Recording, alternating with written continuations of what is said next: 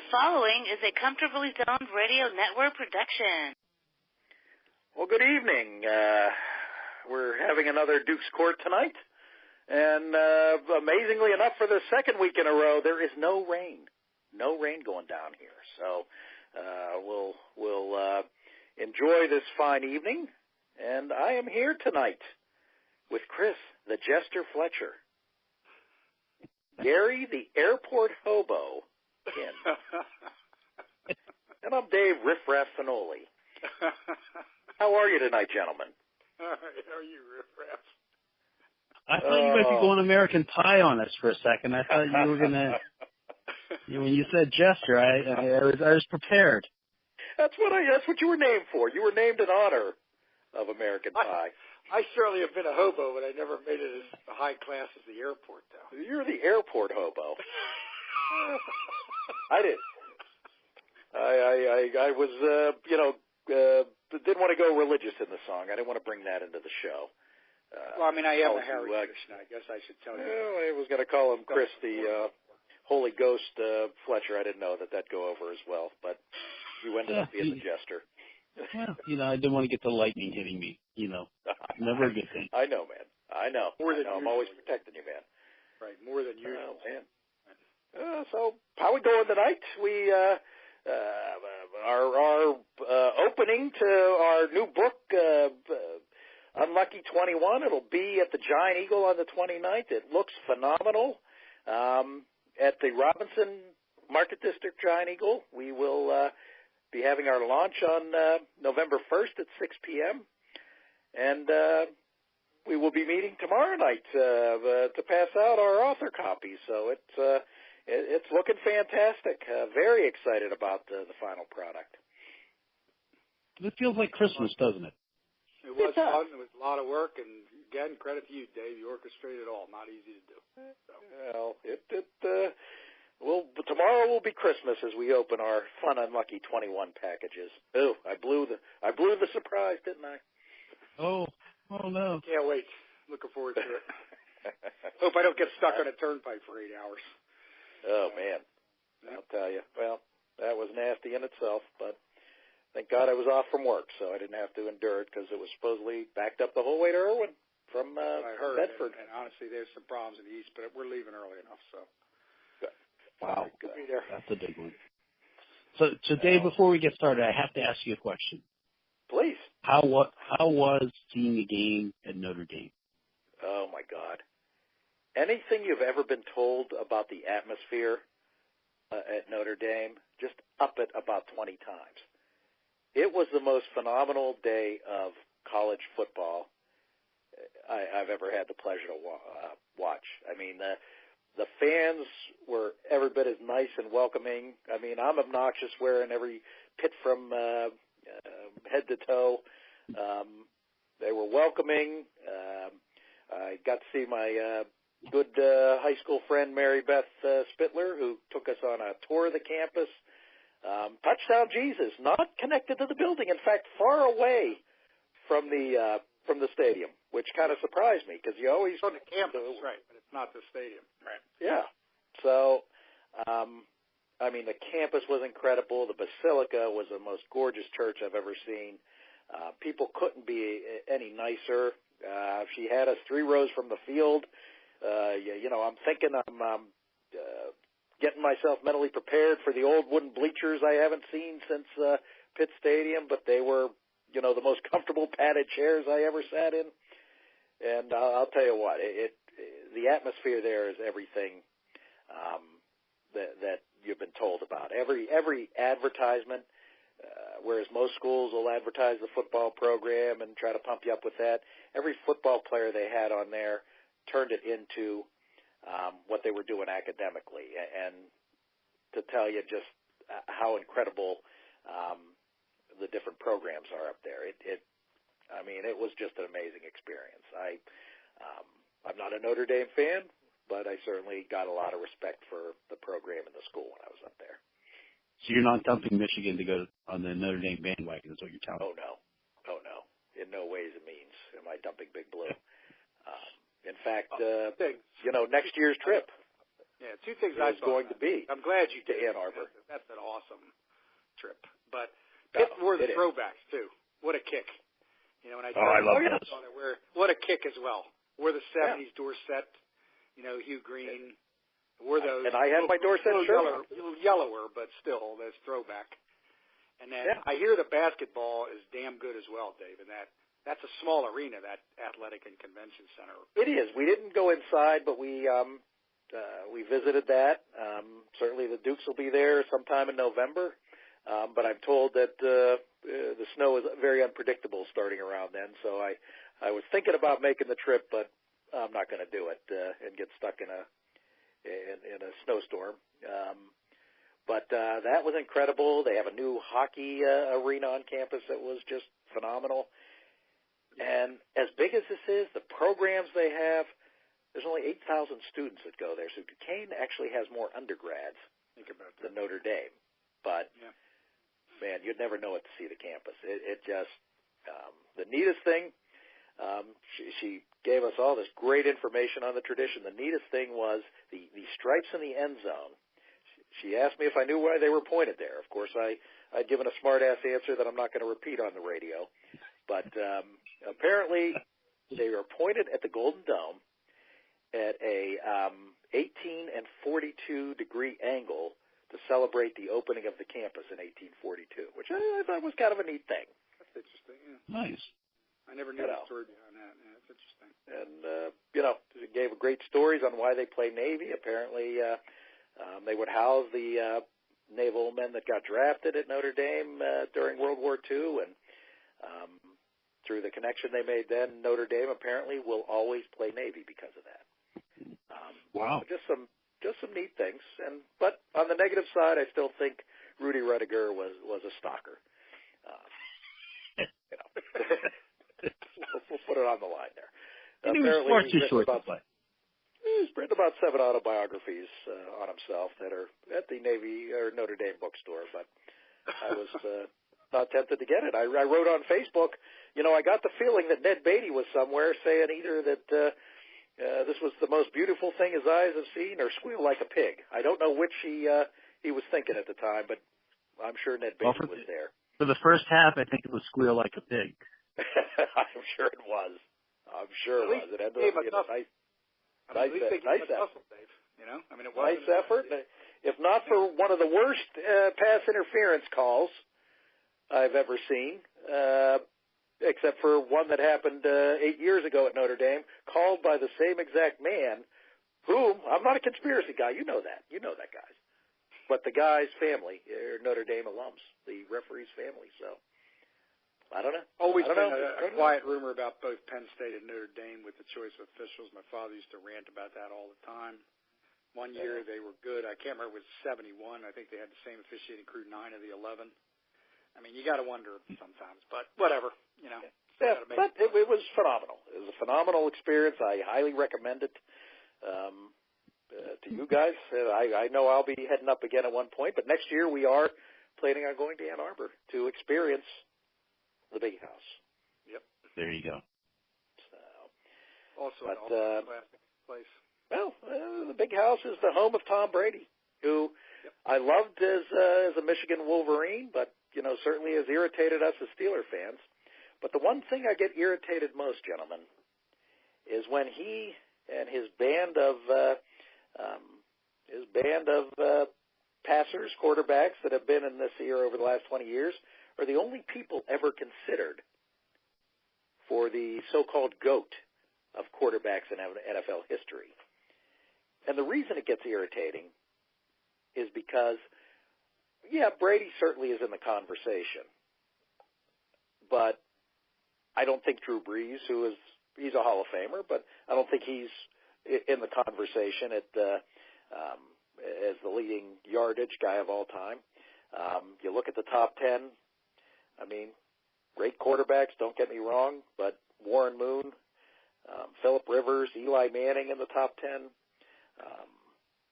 Brett Favre, a gutsy quarterback. I don't consider him in the conversation for the GOAT, which is always in there. Hell, Carson Palmer and Vinny Testaverde are 12th and 13th all-time in yards. Drew Bledsoe is 14th. So, it is something that is gotten because of the Mel Blount rule. Quarterbacks in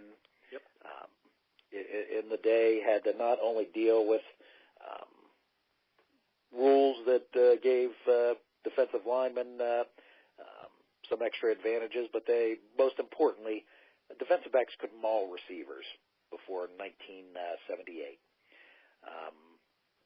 It was tough to find receivers open. It was tough to get the time to find the receiver open. And those guys certainly didn't have the opportunity to throw for 72,000 yards. And Drew Brees probably wound up at 80,000, the first quarterback at 80,000. So tonight I thought we'd talk a little bit about some of the older guys who, while it's not necessarily coming out and naming who the GOAT would be, because I do think that's a little difficult to tell, but these guys need to be in the conversation. Otto Graham, the guy who combined with Paul Brown, we hear about the 200 wins that Belichick and Brady has had, which is impressive.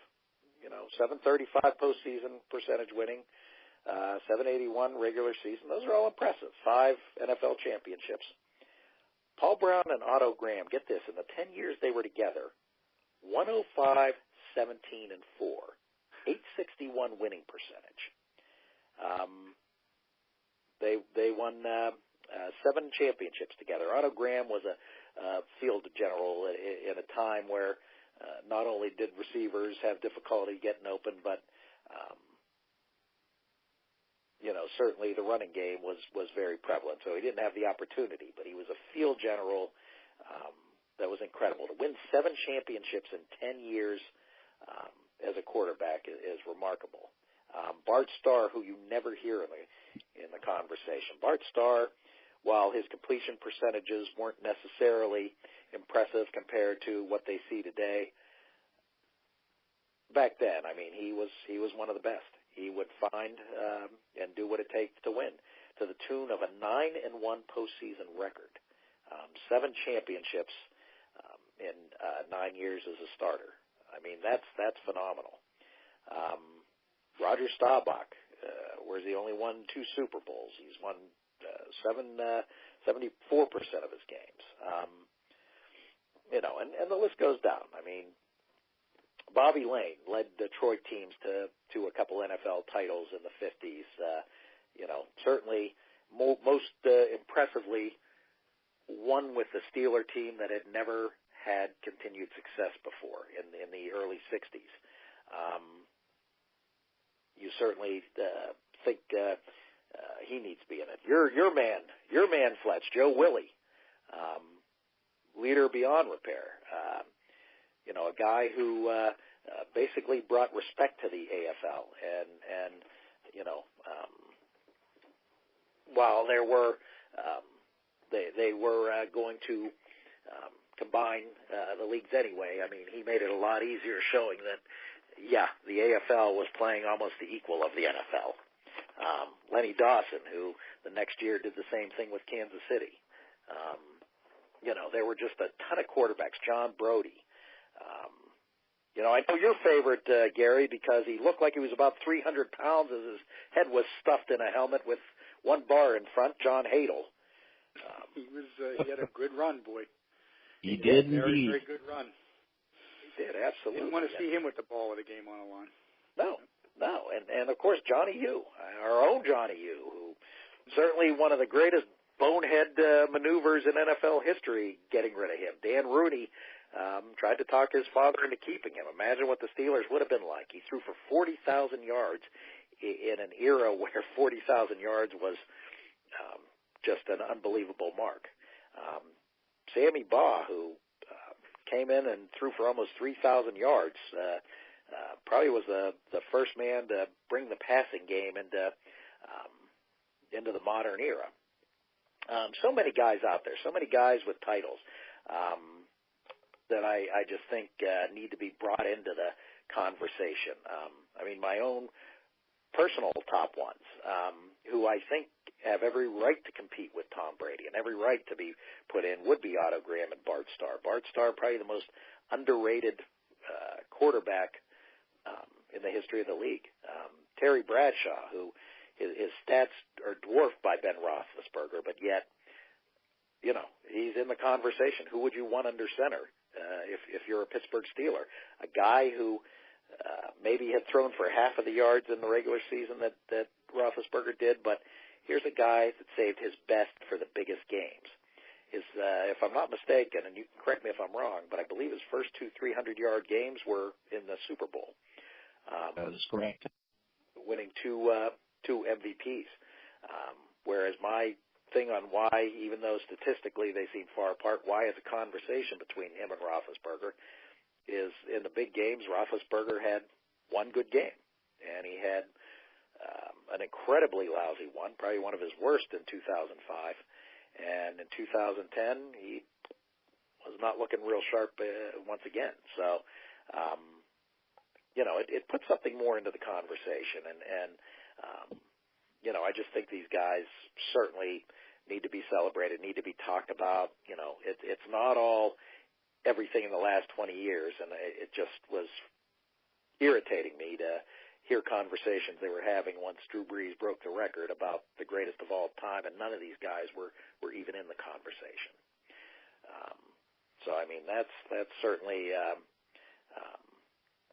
certainly one thing I think out of every position in sports, it's the one thing that the older guys in the four major sports just don't seem to get much respect on. What do you think about that, Fletch?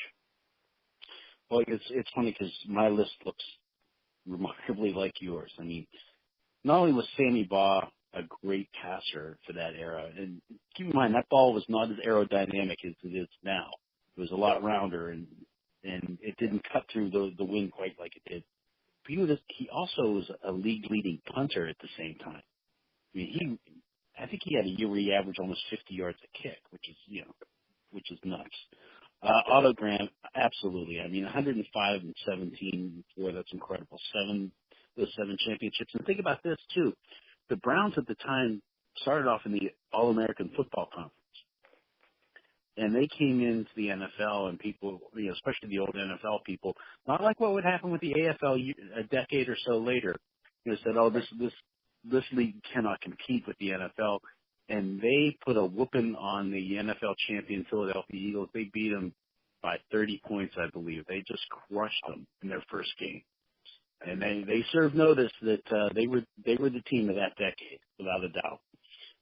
Johnny Unitas, 290 touchdowns in the 1960s. So you think about that. That's just, nobody else was anywhere near that. And having a touchdown pass that he threw in 47 consecutive games. That's the equivalent of a Joe DiMaggio record. I mean, it's just amazing.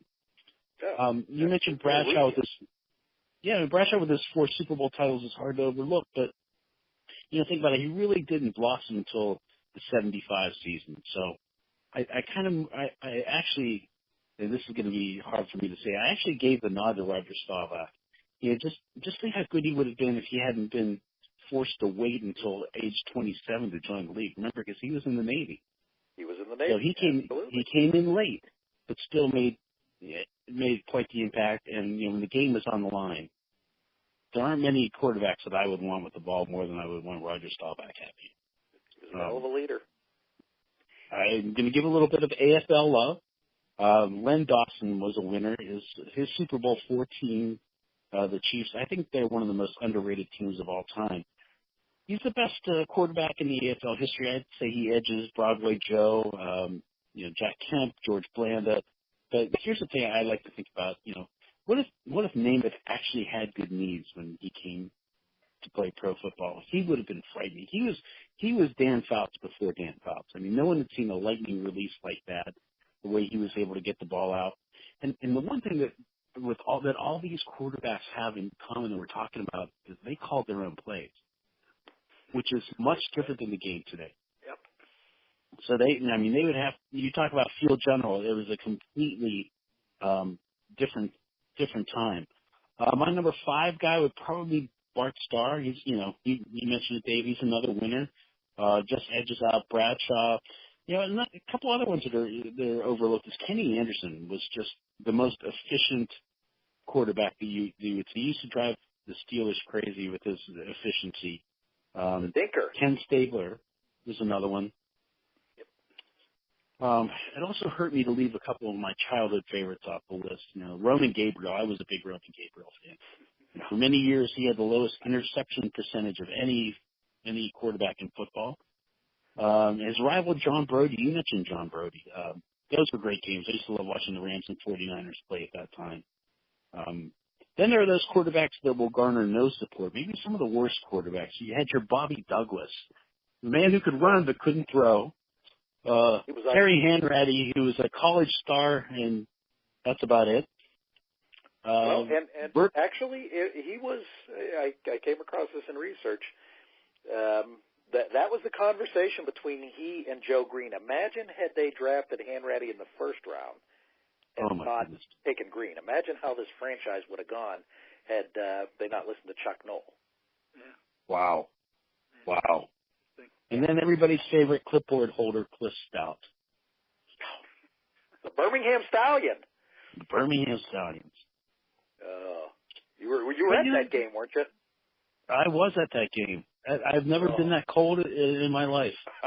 The ice ball game. It was the first Mahler game, Gary, and Pittsburgh sold out Three River Stadium so they could throw ice balls at Cliff Stout.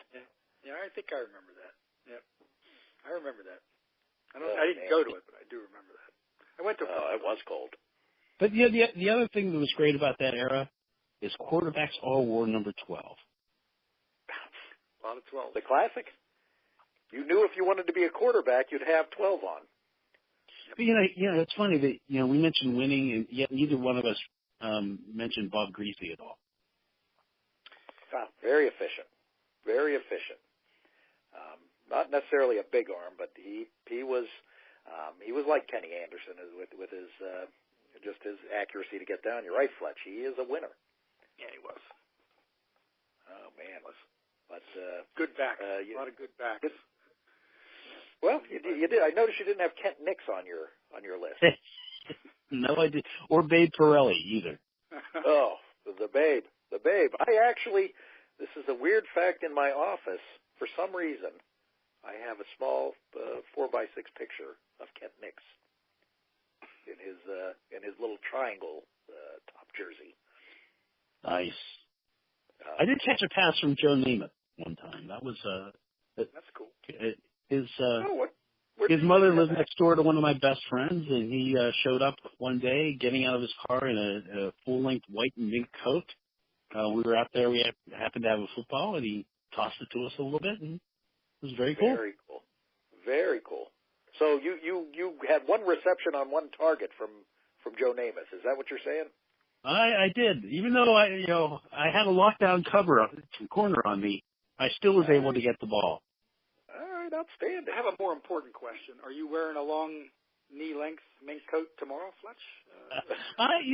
If I had one, Gary, for you, I would.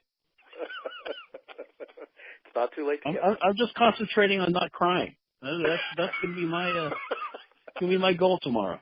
There will be no tears. All right. We're holding you to that. Oh, man. Gary, will you be a blubbering? Thank you for all stealing every single one of my thunders. Thank you very much. This is where he left Roman Gabriel off for you. This is one hitting third is never good hitting third after you know that. No. 500 feet. Okay? So, but, I guess I kind of define it a little bit more by how do you want to call it? Like if you love statistics, you think Breeze is wonderful. He's never won anything.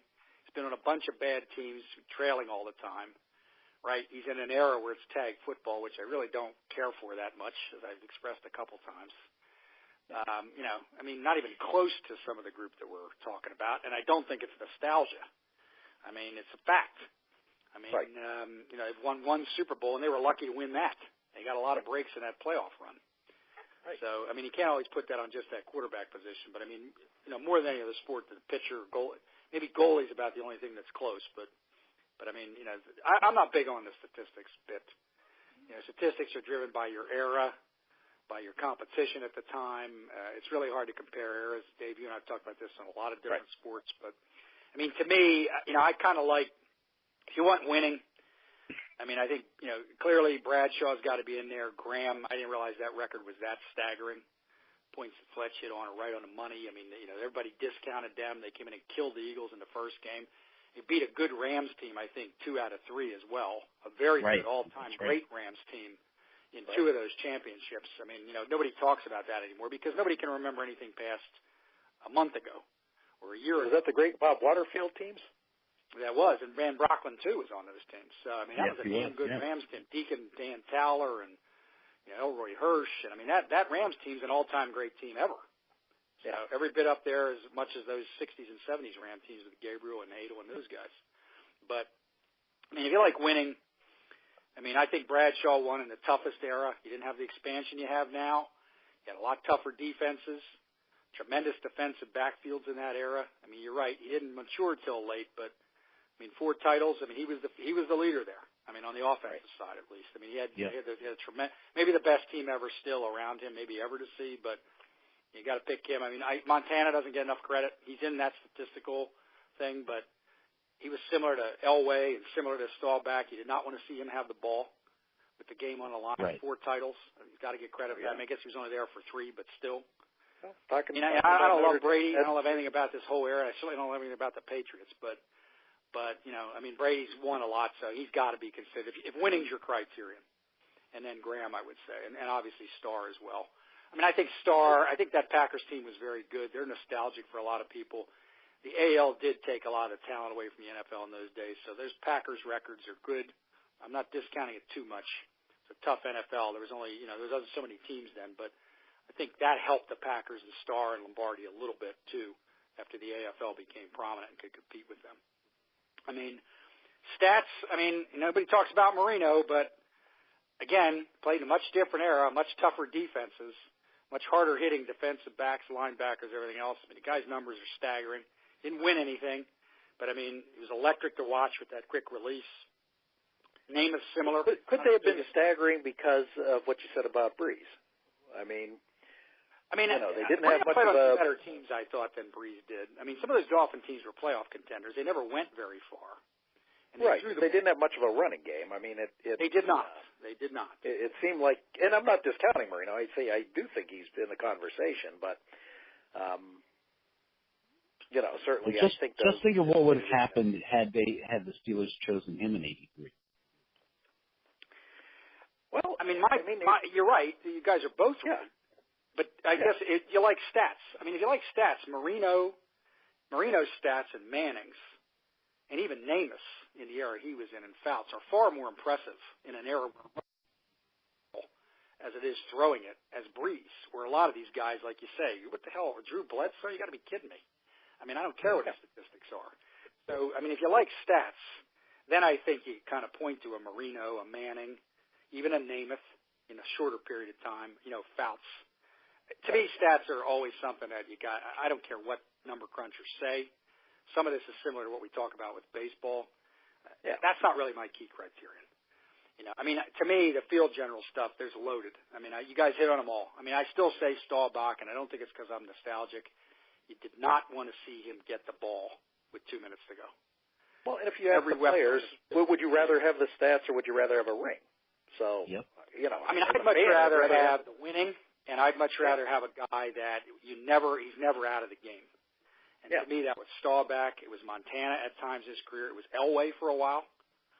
I didn't see Graham or Luckman. I mean, they're clearly field generals. Luckman's another one. Sid Luckman, nobody talks about him. Those Bears teams were great that he was on. As you guys say, Sammy Baugh. Underrated. I was going to touch on some of those underrated guys. I mean, Stabler never gets enough credit. He had that goofy throw and it was wobbly, but you think of some of those playoff games, how they were down, and he would pull them out of the fire. And I'm going to talk about Stabler next, and it's not going to be pleasant, but go ahead. But I mean, but on the field, he was something else at times. Oh, he was a great quarterback. No ifs, ands, or buts. Right. And that Raiders team that he led to a world championship just does not get the credit that it should. I mean, that was a team that lost only 1 game. They beat the Steelers twice that year. That's an all-time team. Yeah, 3 teams in the 70s don't get enough credit. The Rams, the Vikings, and that Raiders team. Nobody talks about those three franchises were perennial playoff contenders and often made it to the Final Four. Maybe not always. The difference is that Raider team won. I mean, Minnesota, I agree with you. That's one of the great defenses of all time. Tarkington, certainly a guy that deserves in the conversation. I mean, he had both stats and wins, but they couldn't do it in the Super Bowl. And it was worse than Buffalo because they really never looked like they were going to win one. Nope. And at least Buffalo he had wasn't one. Exciting all the time. I mean, he wasn't, him and Kenny Anderson, Greasy, they weren't real. Like Namath had that electric release, and so did Marino. But you put Unitas, Greasy, Anderson, Stabler even, and, who we just talked about in a group. They weren't all that exciting, even Tarkington. Yeah. But they, they were sensational guys who won an awful lot that never get the credit they deserve in the modern era because, the modern era is driven by sensationalism like ESPN and even I can't even stand some things on the NFL Network anymore. You got people talking about stuff. They're talking about all this nonsense. Just talk about the football and the history, will you? This is all, a lot of this stuff these guys are discounted because, and Len Dawson, in terms of another one of the guys you mentioned, they didn't broadcast themselves. They weren't on Twitter and look at my cars and all this other melding of nonsense, music and everything else with this stuff to me. I think that the whole era, 60s, 70s, midway through the 80s, started changing a little bit in the 90s, with the Cowboys and Johnson and his big mouth and Ryan here in Philadelphia. All of a sudden it became a bluster league, and TV driven. And before that, if you really watched the game, the 70s had about 10, 12 guys that, man, they could beat you any way, any day. They weren't always the most exciting, but they pulled off a lot of stuff. So, I didn't really rank them, which I guess is a little different than what you guys did. I like the winning, but I also like the guy that, the game was at risk if he got the ball with it on the line. And I got to believe Graham was probably like that. Dawson was in a quiet way. Kenny Anderson was. You're right on, Fletch. I mean, he was sensational. Had a very long career too. Something he never gets credit for. And one of my favorite pictures, Gary, is of Len Dawson. It's halftime at the Super Bowl. He's sitting in the locker room with a cigarette and a bottle of Coke. With his cigarette. Well, he's from Viv's hometown of Alliance, Ohio, which they still proudly honor him in that town. But that Chiefs team doesn't get credit. I love that Chiefs team. Right. That's in the same group with that Rams, Vikings, and Raiders. Not nearly enough credit for how good that team was. The reason they didn't win that much is because the competition was so good. Right. I still wish that they would have won that game, the longest game, though, against the Dolphins, because I think they would have given the Cowboys a better game than the Dolphins did. Eddie Podolak, one of the great games of all time. That was one of the greatest performances we'll ever see. That was. No ifs, ands, or buts.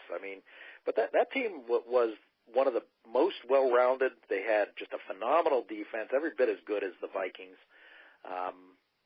They punished the Vikings that game. They did, because they had a much more well-rounded offense. Dawson is just incredibly underrated. He's a Hall of Famer, so there's that. But nobody ever talks about him in the realm of greatest of all time. And that team to me is one of the top 10 teams of all time. That Chief team. Stram never gets the credit he deserves either, because he was the one who developed the big tackles, the tight end who could catch, the big wide receiver, the speed wide receiver, the pro set in the eye. Stram never gets credit for his innovation, which lasted, for all intents and purposes, until the rules changes here, where we don't have a fullback or even a tight end on half the teams anymore. Stram's innovations, along with Lombardi, and perhaps Hallis a little bit, lasted 40 years. They did. Although Stram was the kind of guy that you were talking about in the modern. An ego out the door. I often imagine what he would have been like in Twitter and Facebook. Let me just say to you fellas, 65 toss power trap. That's all I'm going to say. That was a great NFL Films moment. As they matriculated the ball down the field. It was a Jed Clampett type of laugh when he called it. I'll never forget that. Arrogant but innovative, Dave. Innovative and he was a great coach. No ifs, ands, or buts. He patented lineups. The Steeler lineup was patented in a lot of ways after that Chiefs lineup. Right. You know, Harris was Garrett, and Podolak was Blyer, and a big tight end, big receiver, Stallworth was Taylor. I mean, you know, they're very much a pattern in Pittsburgh after what Stram was achieving. And he became a great football analyst afterwards. I was going to say, so he was one of the most underrated. I loved listening to him. Yeah. Oh, yeah. I mean, that's a great point. Yep. Well, that's another thing you talk about with things that, you know, maybe get a little overinflated. Gary, you and I were talking about this last week, is everything is an epic game, an epic contest, an epic contests happen once in a blue moon. That's what makes them epic. You know, I was going through the list of mine, and, you know, it took 45 years to complete my epic list of things in my lifetime. Not that one right now is not happening. As I'm going to announce this, Clayton Kershaw is now pitching in the seventh inning. A starter playoff has gone to the seventh inning. Wow. You know, Yeah, his arm still his miles per hour seems to be going down, but the arm has not fallen off yet. In the seventh inning, he's almost to choke up a little bit in pressure situations, so we'll see what happens. Yeah, man. So, but anyways, so I thought it'd be nice tonight to come up with maybe 4, 5, 6 of the epic contests in our lifetime. Not that we necessarily were at, but, you know, we could have seen it on TVs, but the ones we look at as the epic moments of our sporting lives. And, you know, I loved going through this because it was tough to cut it down to, I cut mine down to 5 with one honorable mention. And I'll blow them out of here now. First, of course, the 1980 U.S. hockey team. I mean, trying to explain this to people, my kids and the generation that wasn't around during that time, as they're basically, their era has been, you know, NHL players in all countries. So beating the Russians wasn't a big deal. I mean, this was a group of college kids against the Soviet All-Star team that embarrassed the NHL, that embarrassed the WHA. It's mind-boggling still today to look down, and I've watched that game how many times? How many times can you watch a game and get goosebumps, knowing what's going to happen? You know, knowing Craig Patrick, remembering him on the HBO documentary. I'm going to cry. Damn it, David. I'm going to cry. Stop it. I know. And this moment and what it meant. I mean, you know, trying to explain to them how the country was at the time. I mean, certainly more fractured than it is today, and it's pretty fractured today. And it was just something that brought you together. You felt bad about your country back then. Things were bad, and you know, it shows how sports can affect not only a city, not only a state, but can affect an entire country. I mean, today that is still. I can't imagine anything ever beating it. You know, it is by far the epic moment in my lifetime. You know, after that, I always go to the 75 series. I was a baseball fan at the time, but football was by far my favorite sport at that point. Watching that game, staying up that night, you know, the Big Red Machine, who certainly was the dominant team of the era, and certainly that year. You know, the Red Sox, Bernie Carbo, down 3. It took 2 of the worst swings I've ever seen in my life. I mean, I can't imagine taking bad swings like that myself. And then hitting I mean, who would have thought the home run was coming on the next pitch to tie the game? You know, screaming at the TV at Lou's house where I was watching the game because Mom didn't want us to stay up late because that was a late game. And so Dad took us up to Aunt Louise's, And we watched it there, and just screaming at the TV with a Carlton Fisk home run, which was a day I certainly became a Red Sox fan, too, and baseball became my number one sport. One I know is a favorite of yours, Fletch, the 1976 Game 5 of the NBA Finals, Phoenix and Boston, the triple overtime game, where, Gar Hurd hits a shot out of his ass as time is running out to tie the game in the second overtime after Havlicek hits a clutch shot to make it seem like the Celtics were going to win there. Just a back and forth battle that I've never seen anything as good since. The Immaculate Reception. Westfall Technical calling the timeout. Oh, yeah. Absolutely. Calls the timeout. Get the ball. And actually, Phoenix would have won that game in regulation because Boston was trying to do the same thing, and the referee ignored it. But the thing was, Westfall, made the mistake there, but that actually gave him the ball at the half court with time running out. So it ended up being something advantageous to it. But I always thought that was a neat thing because it really irritated me at the time that he didn't call the technical on Boston and ignored it, which would have given the game to Phoenix in regulation. But the Immaculate Reception is on my list. Kenny Stabler, in my eyes, was just a bastard. Can I say that? Rat bastard? I think you can. You go.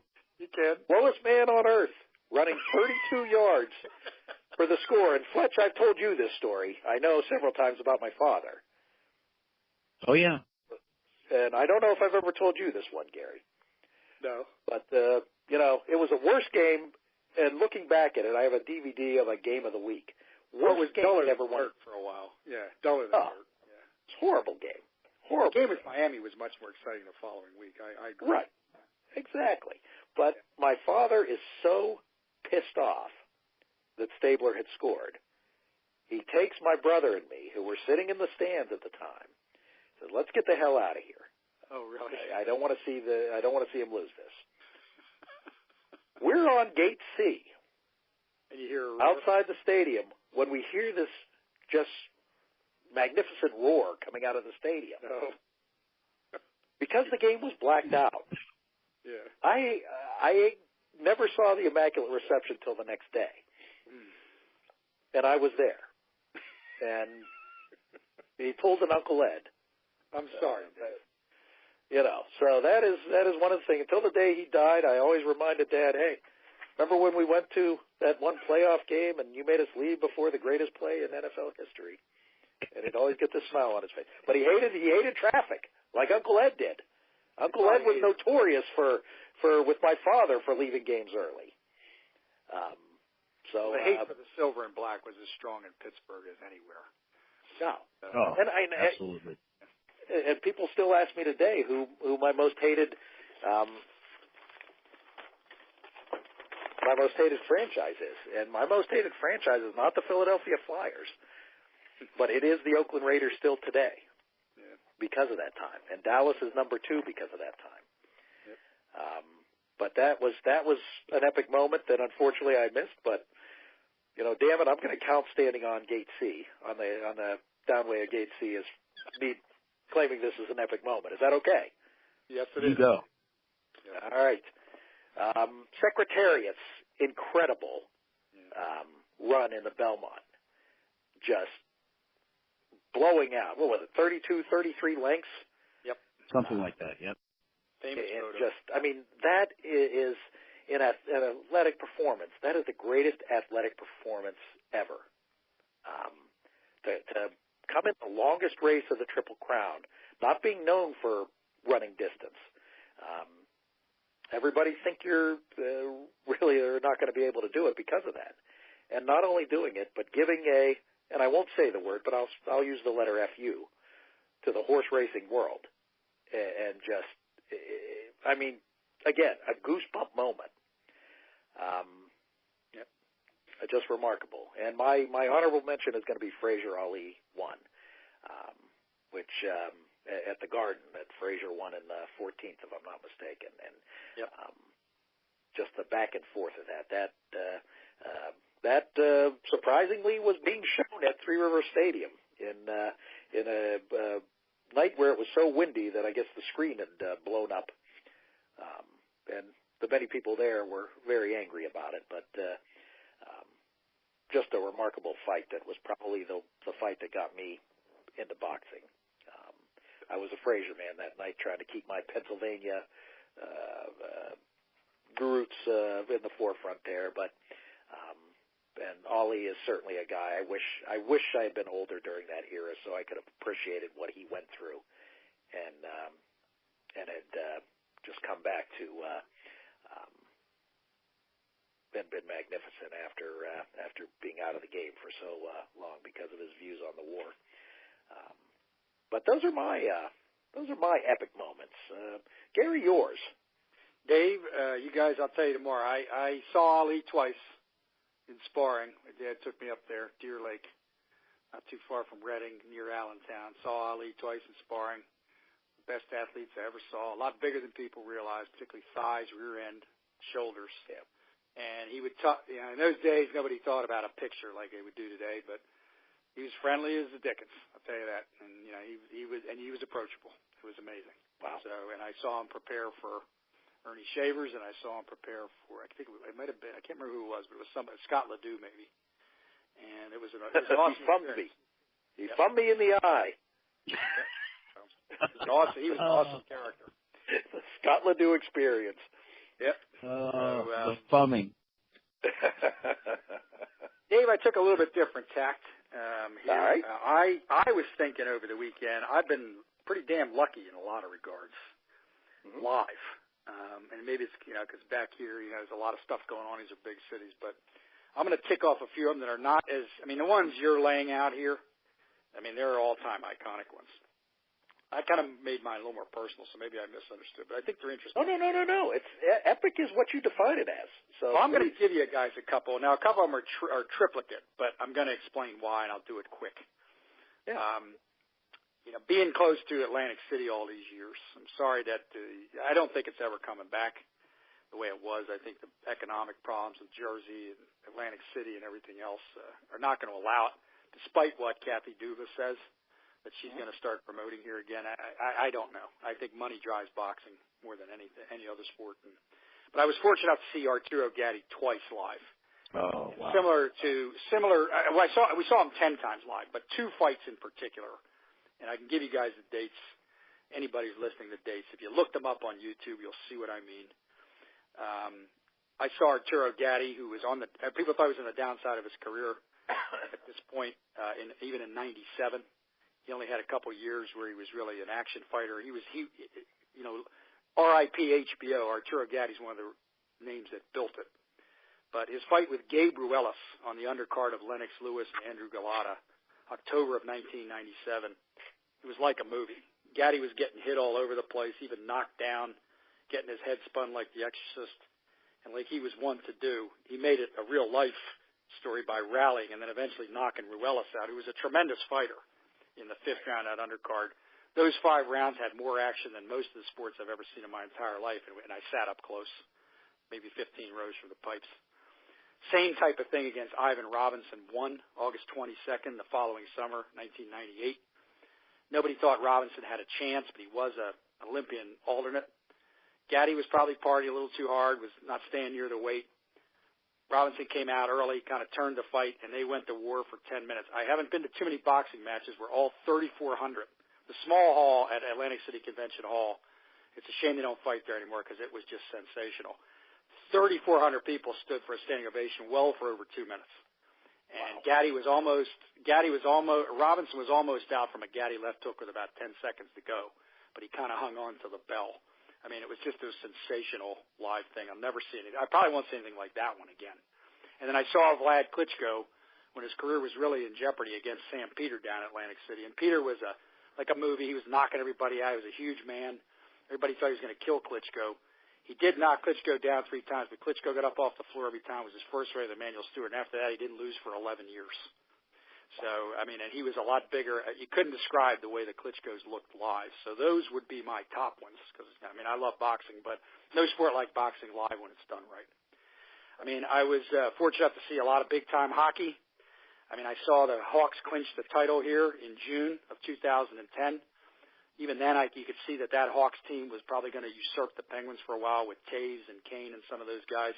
It was a back-and-forth wild series, and it was a game where Kane scored. Nobody knew he did it. It was right in front of us, Patty and I. And that season, I also saw this was the first season of the shootout, I think, or it was one of the early years of the shootout. But, you know, the Flyers really didn't even almost make the playoffs. If they lose to the Rangers on the final day, they wouldn't even have made the playoffs or even run to that championship against the Hawks. But Lundqvist was as good as I've ever seen him that day, again up close. But the Flyers scored about 5 minutes to go, and in the shootout they beat Lundqvist and kind of moved on to the playoffs. And it was just a sensational game with everything on the line, and you know right up close to the glass. And then I was lucky enough to see the Talbot-Carcillo fight in 2009 on the Penguins Cup run, the conference finals, when Talbot turned that game around with that fight against a much tougher, bigger Carcillo. Talbot got killed, but after that, Malkin and Crosby went nuts and turned the game around, and the Pens went on to win the title. Right. I was fortunate to see a live no-hitter, Josh Beckett here at Philly. It was a weird no-hitter. He wasn't all that dominant that day. He wasn't striking a lot of people out. He struggled early on, but, you know, being a live no-hitter is something that if people don't ever get the chance to do it, it would be a shame.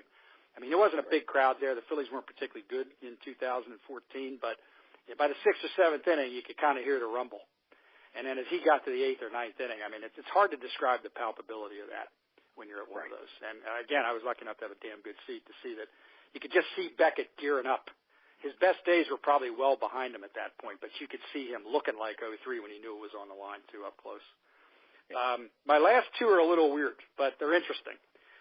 You know, my brother went to Virginia. We went down to see the Irish play there a few years back in September. And, you know, seeing the Irish just as you did it, Dave, I was thinking about you doing it. That's an iconic moment no matter where you see them. Right. And once those gold helmets come out, you just kind of feel like the history and the ghosts. And the uniforms, too. You know, they still have the throwback uniform in a lot of ways. But Virginia Virginia wasn't all that well regarded. Virginia gave them a hell of a tussle that day. And this was the one where Deshaun Kaiser hit the scene. Because the previous quarterback, who was highly regarded, got injured, bad knee injury right in front of us early in the second quarter. Kaiser came in and turned the game around. Looked like Virginia was going to win. Doesn't Kaiser in the last play of the game throw a big bomb in the corner to beat Virginia? And the whole place was full and rocking. It was just college football is not something I've seen a lot of, but I mean, that game was hard to describe. Nobody went anywhere or won anything, but it was one of those things live. You were glad you were there. And it's funny you pick horse racing, Dave. Clearly that Secretariat thing is something that I think you couldn't really, just like the hockey thing, you couldn't really describe that to somebody. That's just saw it, you know, even with the photograph. But my horse racing, my fifth one is a horse racing story. When Pat and I first moved here, we lived in Bensalem, which has Philadelphia Park, which is actually a track of pretty major repute. I mean, it's certainly not Churchill Downs or Saratoga, but it gets a lot of talent here, and still does. They don't run as much as they used to, but back then they ran every day. Pennsylvania Derby was one of those races that, you know, people would watch, you know, fillies and other things to see if they were talented, and it still is. And in I think it was 1986 or 87, I guess, in the fall, at the Pennsylvania Derby, there was a horse entered by the name of Bill Wheeler, who ironically was one of, you know, he was sired by part of Secretariat. Wheeler had a 15 or 16-year career, no kidding. He never really won that much, but he ran consistently at places like Monmouth, Philadelphia, other places like that. And he had a good record, but not a great record. But you could see he was really, you could just see the body on him and everything. Well, at 16, he runs in the Pennsylvania Derby against a bunch, and I don't remember all the names that were in it, but he was certainly not regarded as anything more than just filling out the field. Well, sure as hell, they set the gates. In the beginning, he's running from behind, but as he got to the first quarter, he got in the pack. As he got to the second quarter, and this horse is probably 17 years old by that time. He gets to the final pole, and sure as hell, you could just see the glory of what this horse was from and what potential he had 15 years earlier. Down the stretch, doesn't he run by everybody and win going away? Not quite a Secretariat 33 lengths, but probably 4 or 5 lengths. Again, I've never seen a crowd open up for a horse race. Honest to God, people couldn't believe what they were seeing. And it was one of those things where, like, you think to yourself, oh, my God, can you believe that just happened? I think he ran a few more times after that, and his career was probably over. But it was one of the best sports things I've ever seen in my life. A come from behind, 10, 12 years older than everything else in the field. And look at it. Pretty cool. He came down the stretch and raced to win it. So that's a cool story, and that's what look it up. is. Bill Wheeler. Yep, my friend. Yep. So, Fletch, your epic moments. Well, I'm going to go personal as well. My number 5 one would be the 1991 NLCS Game 7. You're right, though. Yep. And the reason I say this is I was living in LA at the time. Yeah. And I talked to a friend of mine back here that there were tickets for the game in the morning. So I find out about this. I cash in all of my frequent flyer miles. I call and I buy a ticket, and I get there in the bottom of the first. Unfortunately, I missed all the scoring for the game, but my mom picked me up at the airport, and we arrived in the bottom of the first. It was an unfortunate loss, but Brian O'Neill interviewed me for a column in the paper afterwards. It was one of those moments that you just had to do it. When you're a fan, sometimes you just have to do that stupid thing, and that was my stupid sports moment. Another LA moment, in 1988 NLCS Game 7. That was the year that Hershiser was just lights out. And that was a showdown between the Mets, the big bad Mets, who everyone had pretty much thought were going to steamroll through them. And Hershiser said no. And the big debate, me and my 3 buddies, was whether we were going to charge the field or not. And did you? We did not. We did not, because the people in front of us did, and this very large cop just obliterated them. And we thought, okay, we're not going down there. We're just going to go to the Mexican restaurant and have some beers.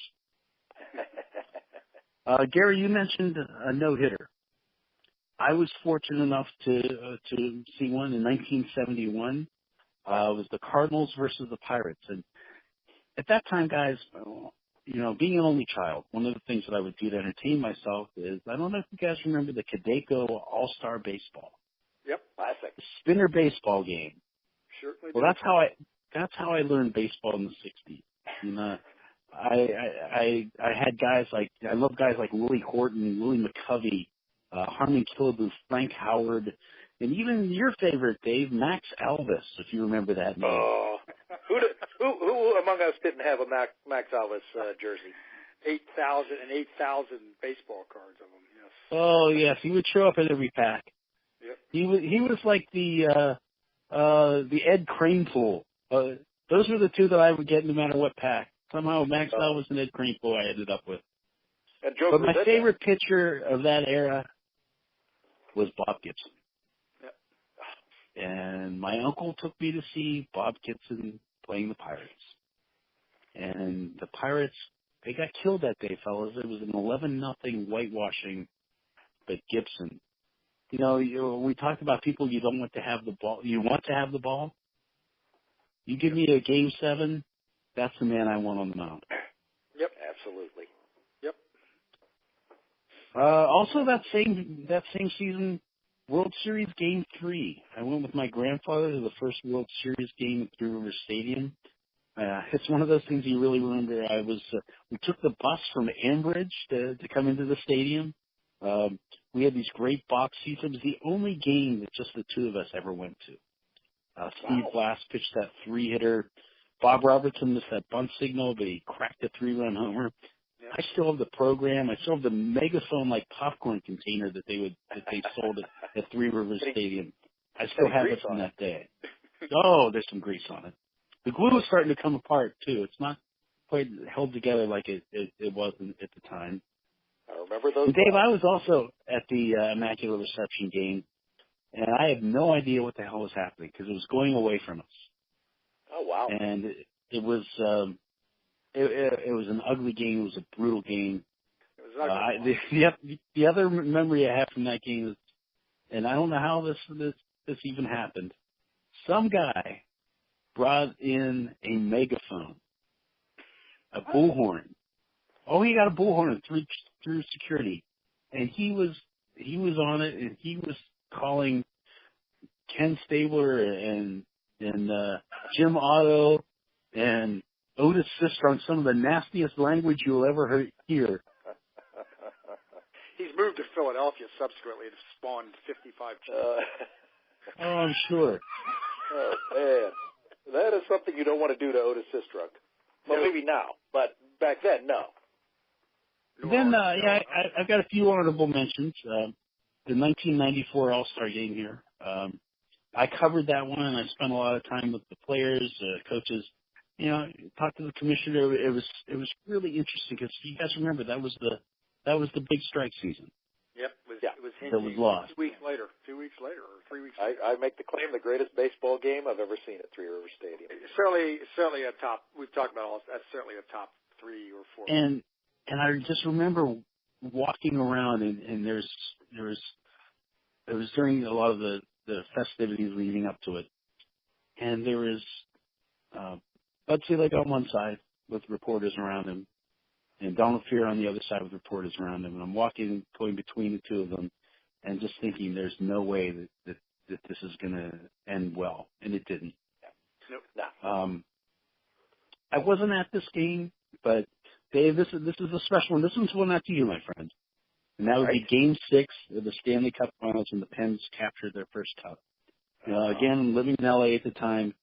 And it was a blowout game, which was nice because I got to tell you something. Sometimes it's great being in those championship games, but there's nothing better than a championship blowout because there's no pressure whatsoever. You just sort of relax and you take it in.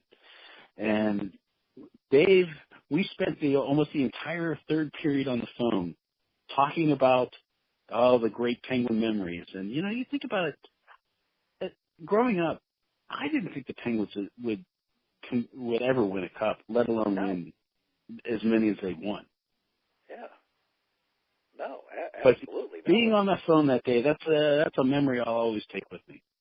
Absolutely, because we were on the phone until they hoisted the cup. And that was the one thing, and I remember, we had talked about it way back when they were bad, that we would never see this moment. And, that made that one great for me, too. I mean, being on the phone with you after all we had suffered through before that as Penguin fans, I mean, that was truly one of my cherished Pittsburgh moments. I mean, it was only 8 years removed from one of the worst teams I've ever seen. Oh, absolutely. I mean, that was the thing that was amazing. But the thing is, Fletch, you were out on the coast, but Dave, you were there. What I remember is Pittsburgh just went crazy over it. Oh, yeah. It didn't tear everything up. I mean, you couldn't even move in Pittsburgh. We were out there. It was over Memorial Day weekend. Went to my father-in-law and my mother-in-law's house. My father-in-law was the only one alive. He even watched it with us because it was Pittsburgh, and some friends of my brother-in-law, and you just couldn't believe it was happening, even with the blowout. And then the city just went insane for like the whole until night. I saw Lemieux Nobody lift it up. tore the place apart. Right. No. But until you saw Lemieux lift it up, even though it was 8-0, yep, I still couldn't imagine it happening. It's almost that unbelievable feeling it was. I agree. It was, but it was also the game before was the moment I broke the only bone I ever broke in my body. It was the Civic Arena had no air conditioning, and it was about 90. I'm sure it was 90 degrees, but it felt like it was 110 inside the arena. And the Penguins went out to a nice lead, and then Minnesota came way back and almost won the game. And Troy Loney scored that wild goal with time running out. Yep. And I was in the last row in the corner where they shot once. And I was so excited, I pumped my fist. And at that point in time, as you recall, the ceiling of the Civic Arena was very touchable. It was dark. And I pumped my fist up against the top of the Civic Arena. And there you have it. That hand went about 3 times its size. But did you have the Flintstone pulsating finger going on at that point? Exactly. Oh man, those are some great moments. Those are what epic are. I mean, that took a long time for those epic moments we talked about to happen. Not every other week. Yeah. When Saskatchewan plays Hamilton in the most epic football battle of all time in Canada. But boxing's the worst. I mean, some of these commentators on boxing are just clueless. Well, this is going to be an epic. No, it's not. There hasn't been. It's going to be a good match. It's not going to be epic. Right. So right. Oh man. But you mentioned Gotti, Gary. Boy, those bouts with Irish Mickey Ward were just unbelievable to watch. Saw 2 of the 3. Those were epic. About it tomorrow. Saw 2 of the 3. Saw the first. Saw the third. It was both limited guys at the end of their career, but good guys. Talked to them both a number of times. Ward always goes up to Canastota during the induction ceremony. A very nice guy, gritty guy, but nice guy. Honest to God, I can't tell you what it was like to see Gaddy fight in Atlantic City. I just cannot tell you. It was just there was a buzz about it that would start 2 weeks earlier, and he was the king down there. I mean, he was perfect North Jersey Italian, although he's from Montreal, Canada. Nice looking dude, talked to everybody, and he fought like a movie. And his older life wasn't going to be good. He certainly had a lot of his choices in women. He probably had 5 or 6 different relationships over 5 years, but he was one hell of an entertainer. And the cards were loaded. I mean, that's another thing. Because he was such a big draw, the promoters would load the cards. So I'm glad I was there. I mean, I was really damn lucky to be. There's a lot of negatives about the East, but that period of time, again, I'll tell you guys as we spend more time together. But the boxing history I saw from like '88 through 15, I wouldn't trade that for anything. So he was a huge part of it. So. Oh my. Well, I mean, those are some great moments. We had some great moments this week. Fletch, what was your biggest moment of this week? Well, I think it's a group. I mean, it was upset city in the NCAA this past weekend. It was amazing. Georgia, West Virginia, Wisconsin, Penn State, it really shook things up. If only your Pitt team could have held up their part of the bargain. Maybe Dave, had you worn the Hugh Green shirt, maybe they would have gotten that stop at the end instead of going Tony Dorsett. I should have gone defensive. You're right. I went Dorsett. I should have gone Green. I do take the blame for that. But it's going to be interesting to see you have some kind of crazy hat on or some kind of paint or something. I thought you'd be seeking the camera, but I didn't catch you. I was hoping. I chose my bright yellow Pitt hat, and I went Dorsett, and I had my Pitt pride on, and it was not a Pitt heavy section there. Let me tell you that. I wouldn't think so. Yeah. They were nice fans, but I do have to admit a few times on I was a little obnoxious, but they got it in the end. But oh my! But yes, it was a kind of week that you love with college football because every game counts. Many teams were eliminated. Add LSU, Georgia to Fletch's list as well. Another surprise. Yeah.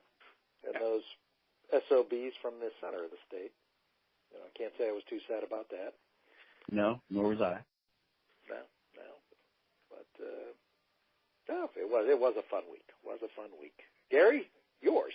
I just think it's the Brewers story. I think most people I talk to don't even care about baseball for some reason. It's probably because of media hyping, but Brewers seem like, I always liked Yelich as a player, and I liked Kane too. Kane's a little obnoxious at times in Kansas City. I liked him too.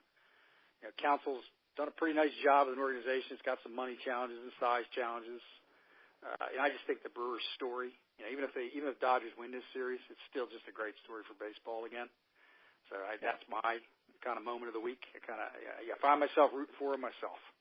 So well, they definitely went all in. You got to say that. Yes, they did. Yes, they did. But they seem like a pretty good bunch of guys. That crowd reminds me very much. I've never been there, but it just reminds me of the Pittsburgh crowd too. City's about the same size. I think it's probably a much friendlier, nicer place than a lot of these cities are. So it'd be a nice story if they can win it. Not sure they will. I think they're going to push them to the brink, though. I do. Well, if they don't, they're about to go down 3-2 here, but they're coming home for 2. Yep. But that was a great moment. I gotta say, mine was on the way home from Notre Dame. It was one of those rare weeks where you get to listen to a full Steeler game on the radio, and it just seems like where I'm not going to say the defense is getting very efficient at this point, but at least it's starting to get to the point where the defensive backs are getting a little more controlling. The rush is getting a little better. And it's maybe if they can keep this up, it's going to allow the team to get on a nice little roll here and win a division that they certainly should win. But my moment of the week was, certainly that. And even though they kind of blew some opportunities that would have put the game away early, that great drive at the end. And, the man who I've seen him get absolutely no credit, but number 11, Mr. Turner, put a nice block that AB play doesn't happen without that block. Yep. And let me ask you this question, Dave. What the hell was Cincinnati thinking bringing everybody like that? I couldn't figure that out either. I mean, to me, I keep it in front of me, and I make the shaky kicker beat me. That's exactly the thing. Well, I mean, because he doesn't score that touchdown. You've called it with that coaching staff, Fletch. It's just decision making just doesn't make any sense year after year. I don't get it. Yeah. So. No, you get a coach who certainly, and again, this is what happens with bad franchises. They don't lose to by mistake. I mean, they do stupid things like that. That was absolutely asinine. You absolutely let the kicker beat you. I mean, even if you get a 5-yard sack, I mean, how have you changed the game at that point? Right. I mean, it was just a foolish thing. It was great that Ben picked it up. A lot of respect to that. But again, just one of the great blocks, that certainly have, set that play alive and made that. And a lot of respect there. But I feel a lot more comfortable going into the break. Even though I'm in the middle. Did I tell you about my new book? I'm writing a children's book. It's going to be called Where's Le'Veon? And every week we're going to have a new Where's Le'Veon moment. But, nice. I mean, Connor, I mean, you get comfortable that offensively the offensive line is blocking well for the running game. Connor is, starting to be a little more confident hitting into the holes. So, I mean, that's my moment. I feel a little more comfortable now. Could be a dual-headed monster if when Bell comes back and he's in shape and he's effective. I mean, that's a pretty good 1-2 punch at that position. A lot of teams don't have that. Absolutely. Yeah, if defensive backs continue to play as well as they have and you get that rush, which leads the NFL in sacks at this point, I'm not saying they're going to win the Super Bowl because I don't think the defense is good enough for that at this point, but at least they could be in the conversation of getting there. So, I feel a little more comfortable with that. Now, Gary, what is your prediction of the week? I always struggle with this because I guess I don't know. I guess I'm not smart enough to think that far in advance, I guess, or I'm not well-rounded enough to do it either, I guess. But I guess I'm going to completely reverse my field, too, which is I'm sure some people listening to this probably think, I've done this 1,000 times. But, I mean, I think the Red Sox, I'm stunned at how well they're playing in the clutch hitting beginning. And I think I'm going to reverse my field. I honestly think they are going to come out of this thing. And I kind of think they may win the whole thing, too. So I guess the only thing I could come up with this week is I kind of think that series I think could go a long way as well, but I think they're going to outlast Houston. It's just one of those years. It's kind of like the Eagles last year. It feels like it just seems like everything continues to go right. Right. And I guess I was a little skeptical because they won so much, and they had kind of clinched fairly early, that big lead over the Yankees. But they keep doing the thing. They did it in the Yankees series and doing it here, And I don't know. Watch me be wrong again, but I kind of think the Red Sox go on to the World Series. I'm not ready to predict they're going to win it yet, but I kind of like their chances against either one of these NL teams. So that's my prediction. I certainly think that can be there. And Mr. Fletcher. Well, you go back to the Cincinnati game, guys, and once again you had another incident with Vontaze Burfict. I mean, he's a thug, and what is he, Dave? He is a busher. He is a busher. Yep. He is a busher. Brought to you by Snapple. The busher comment of the week. It is the busher comment of the week.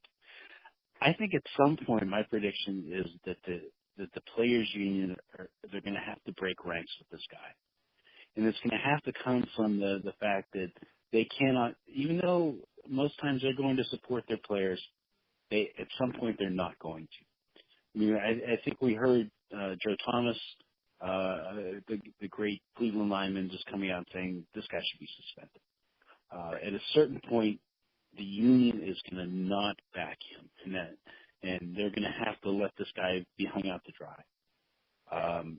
The hit that he put on Antonio Brown was bad, but then to go after Juju Smith-Schuster and say you're next, that's just ridiculous. That's in a league that's got tons of PR problems, this guy sued too, even though he's with I've been a Ram fan, but this guy too, is stepping on. You can't yak out of both sides of your mouth. If you're worried about concussion and you can't let anybody touch the quarterback, you can't have this kind of nonsense going on. I'm sorry. I agree. Did they do anything to him?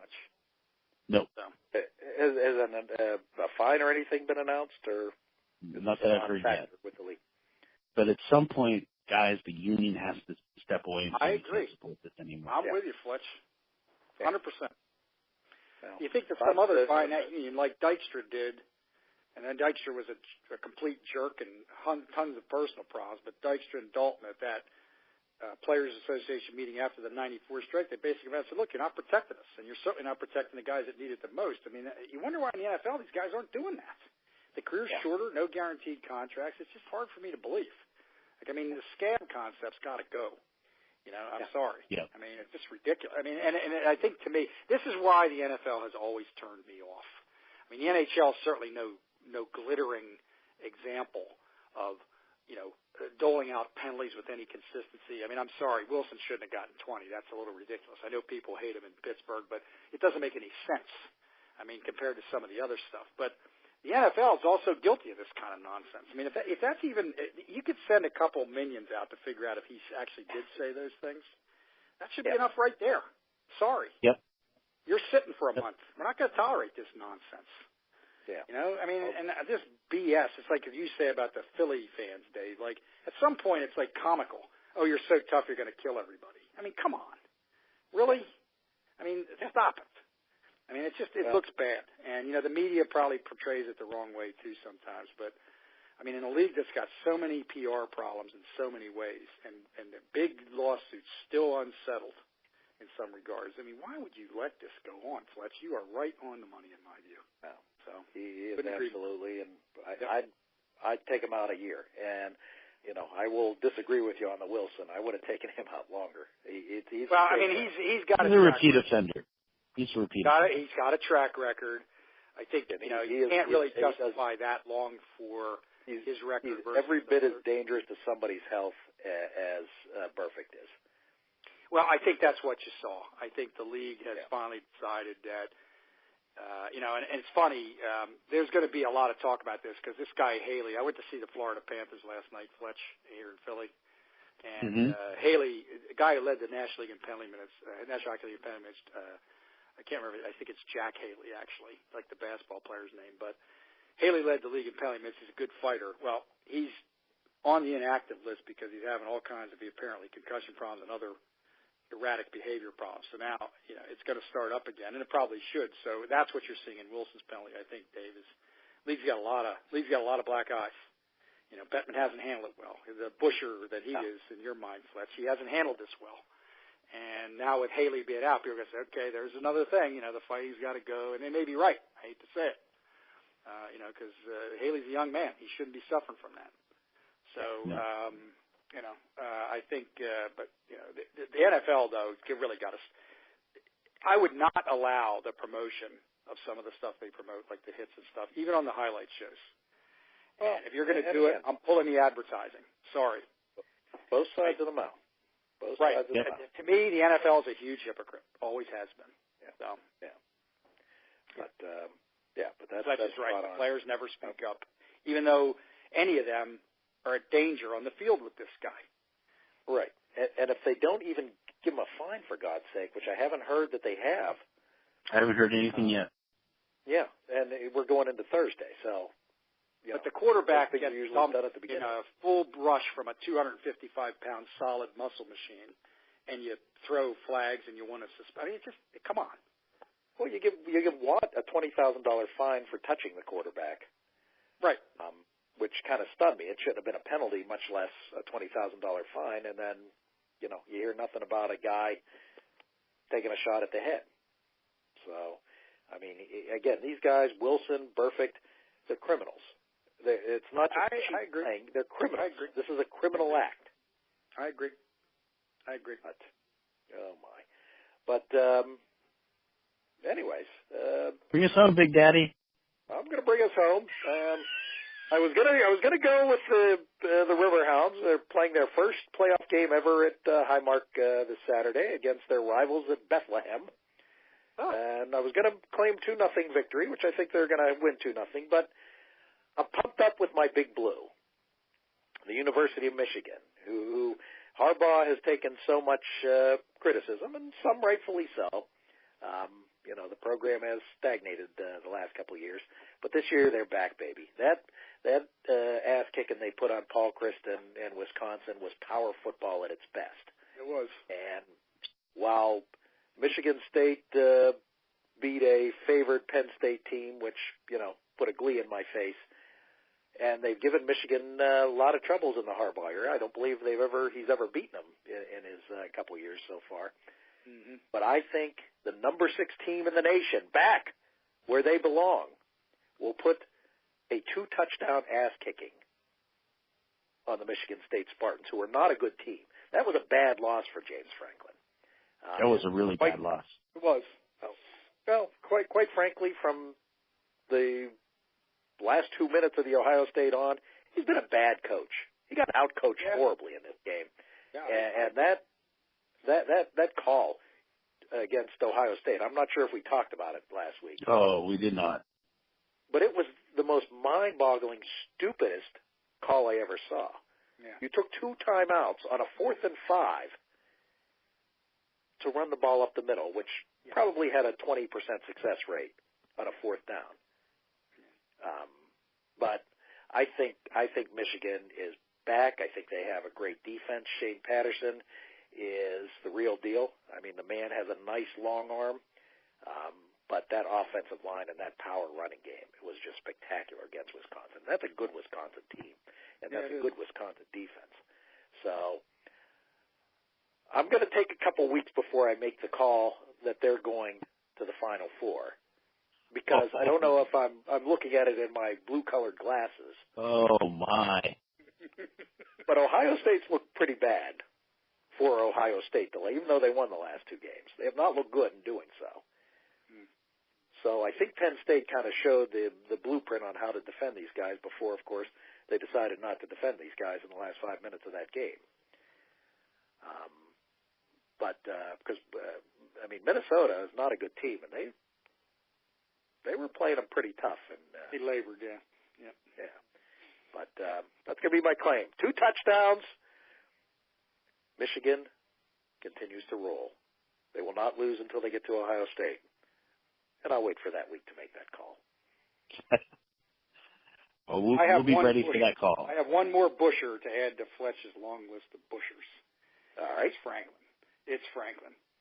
He's about as annoying of a look-at-me, self-centered individual as I've ever seen.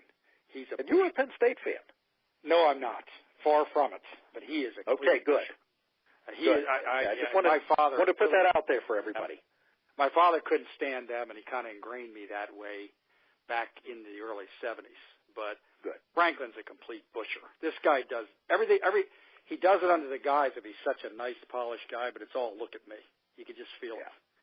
The calls at the end of the Pitt game, the nonsense with trying to run that ball there. I mean, he wants the conversation on him, good or bad. He's a perfect animal for 2018, in my view. If some of the things you read about him at Vanderbilt protecting players who were accused of rape. Don't bother you. Yep. He's a busher. Yeah. He's a world-class busher. Put him in the Madden, Bettman, pull out your list. Busher Hall of Fame. Over it. Right. All right. But he doesn't defeat Burfict for Busher of the Week. No. He does not. He does not. Okay. He'll get a $50 Snapple gift certificate for being.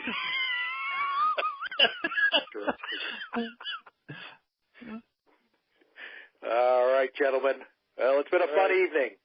It has been. Till the next. We'll see you tomorrow night, and we'll be back next week. Sounds good. All right, fellas. Night, John. Very safe travels, buddy. Yep. See you soon. Right. Yep. See you tomorrow. Yep. Goodbye. Bye. This has been a Comfortably Zoned Radio Network production.